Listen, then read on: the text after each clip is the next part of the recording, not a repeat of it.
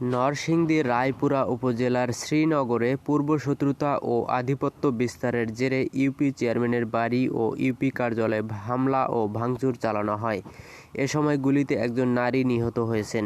আজ শুক্রবার দুপুর 2:30টার দিকে উপজেলার শ্রীনগর ইউনিয়নের শ্রীনগর গ্রামে বর্তমান চেয়ারম্যান রিয়াজ মোরশেদ খানের বাড়িতে এই ঘটনা ঘটে।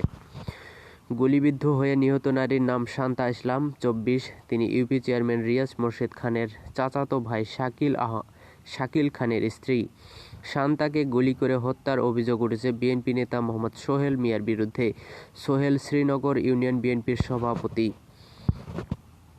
নিহতের স্বজন ও স্থানীয় সূত্রে জানা গেছে, আজ দুপুরে সোহেল ও তার সমর্থকেরা দেশীয় ও আগ্নেয়াস্ত্র সহ ইউপি চেয়ারম্যান রিয়াজ মোরশেদ খানের বাড়িঘরে হামলা চালান। এ সময় শান্তা বাধা দিলে তাকে গুলি করা হয়। তার রক্তাক্ত দেহ প্রায় 20 মিনিট ঘরের ভেতরে আটকে রাখা হয়।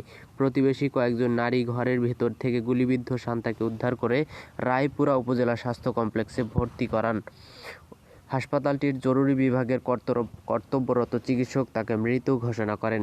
রায়পুরা উপজেলা স্বাস্থ্য কমপ্লেক্সের জরুরি বিভাগের চিকিৎসক ইসমাইল হোসেন জানান, শান্তা নামের এক নারীকে গুলিবিদ্ধ অবস্থায় হাসপাতালে আনা হয়। তার পিঠের দিকে গুলি করা হয়েছে।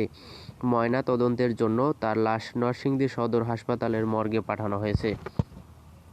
শ্রীনগর ইউনিয়ন পরিষদের ইউপি চেয়ারম্যান রিয়াজ মোরশেদ খান জানান, সোহেলের নেতৃত্বে আমার বাড়ি ও ইউপি কার্যালয়ে ভাঙচুর করা হয়েছে।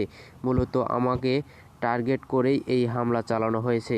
এ সময় বাড়িতে আমার বৃদ্ধ 2 চাচা ও মহিলারা ছিলেন। বাধা দিতে গেলে আমার চাচাতো ভাই শাকিলের স্ত্রী শান্তাকে গুলি করে হত্যা করেন সোহেল। অভিযোগ সম্পর্কে জানতে সোহেল মিয়ার মুঠোফোনে একাধিকবার কল দেন এই প্রতিবেদক। তার মুঠোফোন বন্ধ থাকায় বক্তব্য নেওয়া সম্ভব হয়নি। SMS পাঠিয়ে বা হোয়াটসঅ্যাপ মেসেজ পাঠিয়েও তার বক্তব্য পাওয়া যায়নি। জানতে